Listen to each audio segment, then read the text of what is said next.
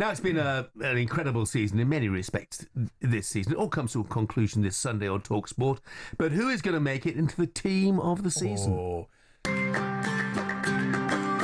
new season, a fresh start, but the same old intense rivalry renewed. And we're underway. Right wing cross into Isaac. Brilliant header.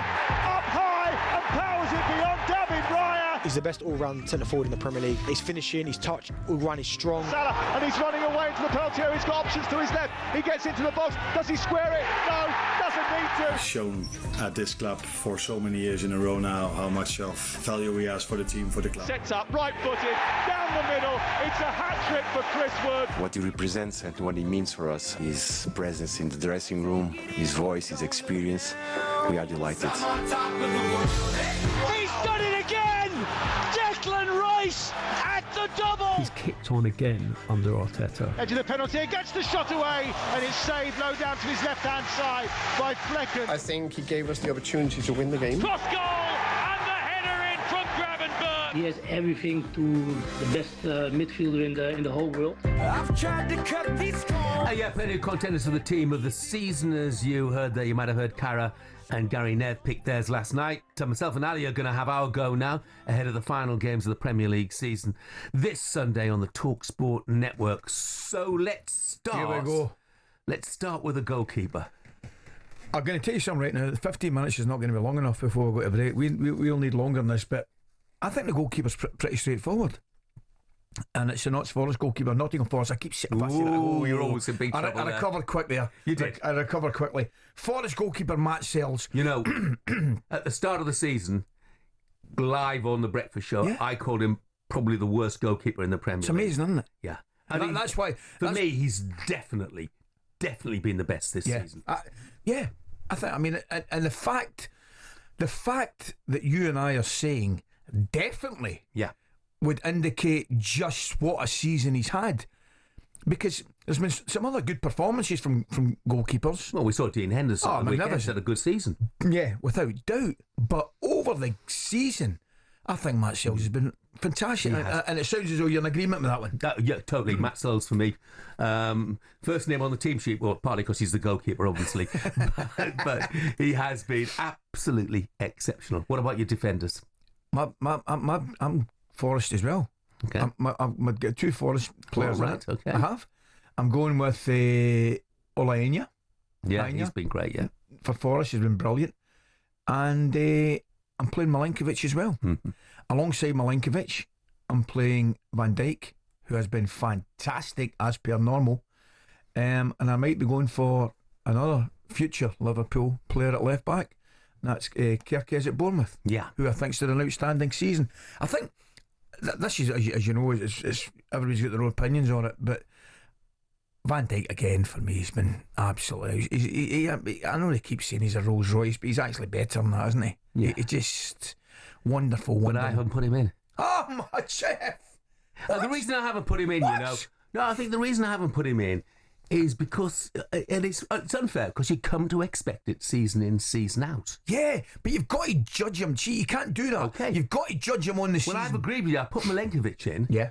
But I put Dan Burn in, who has been inspirational for Newcastle in winning their first trophy since 1969. He's won his first England cap as well. He has been magnificent. He has. Magnificent. I agree with you, but I'd ask you the question, has he been better than Van Dijk? I would suggest not. As brilliant as he's been, and he has been, and he probably should get in the team for his dancing alone. I get that. He has had the season of his life where I would suggest to you that Virgil van Dijk has had better seasons in his wonderful career. Yes. Okay. In terms of fullbacks, I agree with Kerkez. Yeah. Fantastic. I mean, brilliant in particular going forward.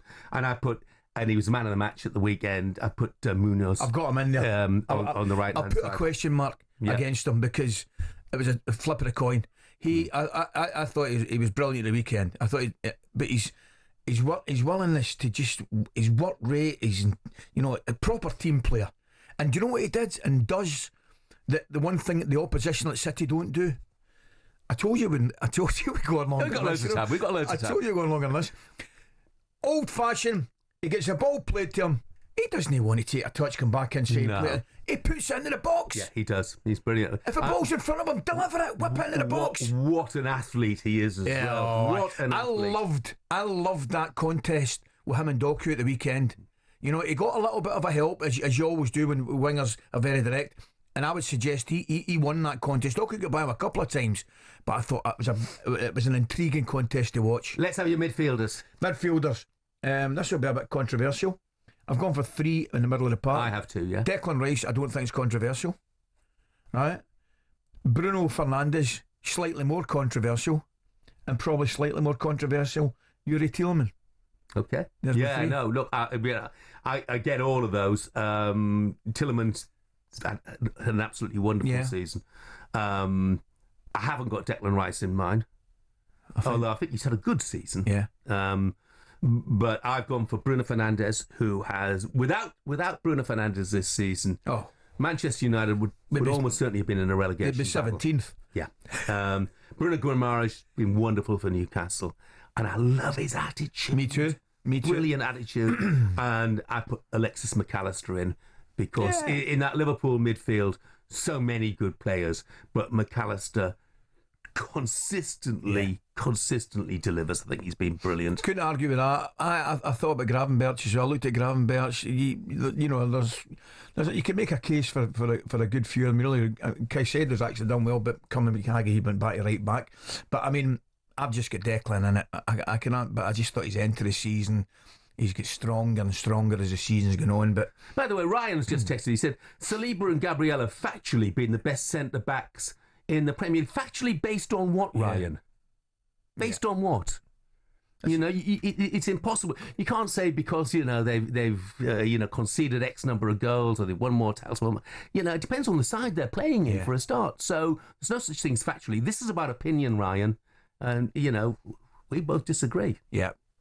Off you go with the forwards then, mate. Oh, man, I like Jeff. Forwards. I mean... Do you know who? By the way, somebody else has just come here and said Tielemans over Joe Linton, and Joe Linton's another one. Yes, absolutely got to come into the equation. Contender. Yeah. Do you know who have been superb? The Brentford front three. Yeah, they have been superb all season. Yeah, particularly I think Wissam Buemo, but they're sadly they're not. No, my front me three. neither. Salah's in. Yeah, inevitably for obvious reasons. Yeah, genius, absolutely fantastic. Isak's in. Yeah, me too. Got to be. He's been the best centre forward probably in Europe, I think.